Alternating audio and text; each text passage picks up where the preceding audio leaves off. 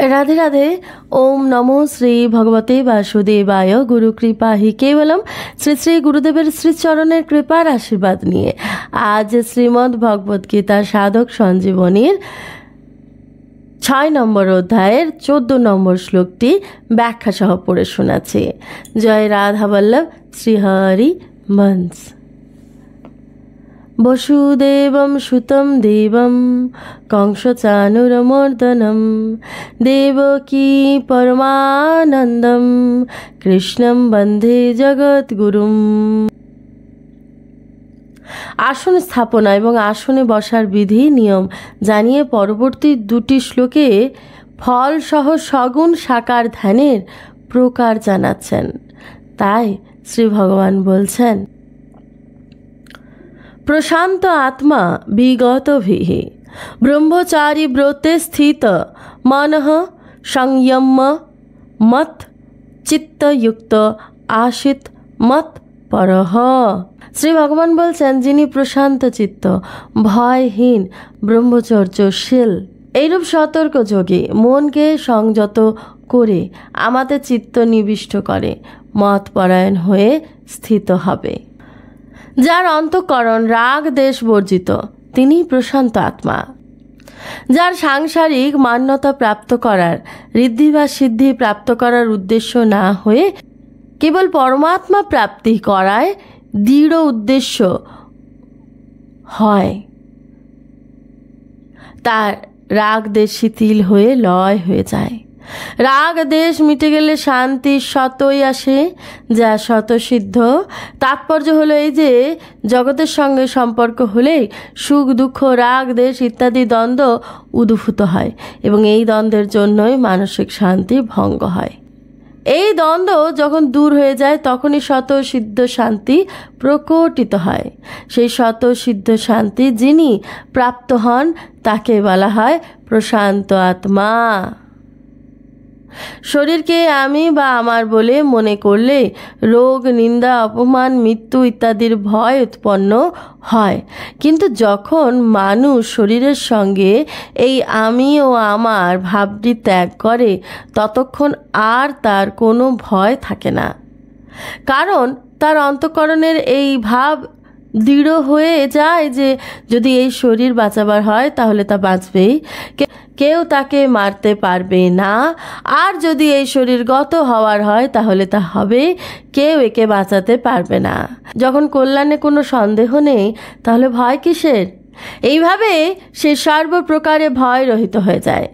এখানে ব্রহ্মচারী ব্রত বলতে কেবলমাত্র বীর্য রক্ষার কথা বলা হয়নি, বরং ব্রহ্মচর্য ব্রতের কথা বলা হয়েছে।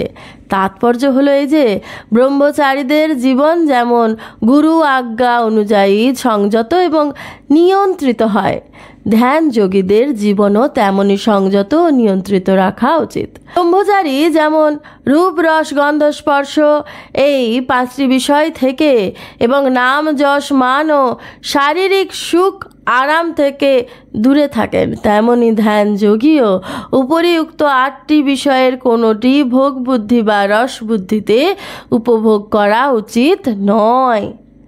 নির্বাহ বুদ্ধিতেই সব গ্রহণ করা উচিত, কারণ ভোগ বুদ্ধি সহকারে উপভোগ করলে ধ্যান যোগে সিদ্ধি লাভ হয় না। তাই ধ্যান যোগীর ব্রহ্মচর্য ব্রতে স্থিত হওয়া অত্যন্ত প্রয়োজন। ব্রতে স্থিত থাকার অর্থ হলো এই যে অবস্থা পরিস্থিতি প্রভৃতি কোনো কারণেই কখনো বিন্দু মাত্র সুখ বুদ্ধি সহকারে পদার্থগুলির উপভোগ যেন না হয়, তা সে ধ্যানের সময়েই হোক বা ব্যবহারিক সময়েই হোক। এতে সকল ইন্দ্রিয়েরই ব্রহ্মচর্য হয়। মনকে সংযত করে আমাতে নিবিষ্ট করো, অর্থাৎ চিত্তকে জগতের দিক থেকে সর্বতোভাবে সরিয়ে কেবল আমার স্বরূপ চিন্তায়, আমার লীলা গুণ প্রভাব মহিমা ইত্যাদির চিন্তায় ব্যাপৃত করো। তাৎপর্য হলো এই যে জাগতিক বস্তু, ব্যক্তি, পরিস্থিতি, ঘটনা ইত্যাদি মেনে নিয়ে মনে যা কিছু সংকল্প বিকল্প রহিত চিন্তা আসে তার থেকে মনকে সরিয়ে আমাতে নিবিষ্ট করো। মনে যেসব চিন্তা হয় তা প্রায়শই অতীত নিয়ে হয় এবং কিছু হয় ভবিষ্যৎ নিয়ে, কিন্তু সাধক বর্তমানে পরমাত্মাতে মন নিবিষ্ট করতে চান। যখন অতীতের কথা মনে আসবে তখন মনে করবে যে ওই ঘটনা এখনকার নয়, এবং ভবিষ্যতের কথা মনে এলে ভাববে সেটি এখনকার নয়। বস্তু, ব্যক্তি, পদার্থ, ঘটনা, পরিস্থিতি ইত্যাদি নিয়ে যেসব সংকল্প বিকল্প হয়ে থাকে তা সবই ওই বস্তু, ব্যক্তি ইত্যাদির হয় যা এখন নেই। বস্তু, ব্যক্তি, পদার্থ, ঘটনা, পরিস্থিতি ইত্যাদি নিয়ে যেসব সংকল্প বিকল্প হয়ে থাকে তা সবই ওই বস্তু, ব্যক্তি ইত্যাদির হয় যা এখন নেই। আমার লক্ষ্য পরমাত্মাকে চিন্তা করা, সংসারের চিন্তা করা নয়। সুতরাং যে সংসারের চিন্তা হচ্ছে তা আগে ছিল না, পরেও থাকবে না এবং এখনও নেই। এই পরমাত্মা আগেও ছিলেন, এখনও আছেন এবং পরেও থাকবেন। এইভাবে জাগতিক বস্তু ইত্যাদির চিন্তা থেকে মনকে সরিয়ে পরমাত্মাতে নিবিষ্ট করা উচিত। সংসারের যা চিন্তা হচ্ছে তা আগে ছিল না, পরে থাকবে না, আর এখন তো নেই। কিন্তু যে পরমাত্মার চিন্তা করা উচিত সেই পরমাত্মা আগেও ছিলেন, এখনও আছেন এবং পরেও থাকবেন। এইভাবে জাগতিক বস্তু ইত্যাদির চিন্তা থেকে মনকে সরিয়ে পরমাত্মাতে নিবিষ্ট করা উচিত। কারণ অতীতের যতই চিন্তা আসুক না কেন তাতে লাভ কিছু হয় না, এবং ভবিষ্যতের যাই চিন্তা করা হোক সে কাজ বর্তমানে করা সম্ভব নয়। এইরূপে অতীত ভবিষ্যতে চিন্তা করতে থাকলে এখন যে ধ্যান করা হচ্ছে সেটি ফলস্বরূপ হয় না, কাজে চিন্তাবৃত্তি সব দিক থেকেই নিঃস্ব হবে। এইরূপে অতীত ভবিষ্যতের চিন্তা হতে থাকলে যখন যে ধ্যান করা হচ্ছে সেটিও সম্ভবপর হয় না, কাজেই বৃথা চিন্তায় সব দিক থেকেই নিঃস্ব হব।